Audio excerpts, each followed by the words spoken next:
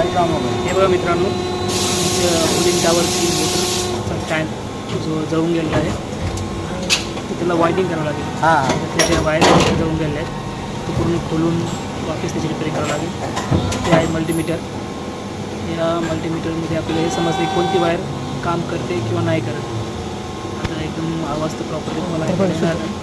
जेव्हा आपण ते चालू करतो त्यावेळेस आवाज येतो. आता हे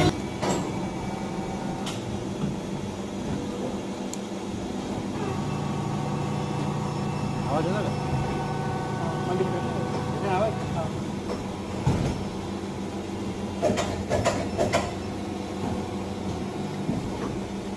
बॉडी शॉट नाही ती वाइंडिंग ओपन झालं. हे कंटिन्युटी यायला पाहिजे. असा आवाज आला तिथं फिरता पण एका फेजला राहिला ना. नाही. हे दाढी घेऊन लावतो आपण ना म्हणून येते.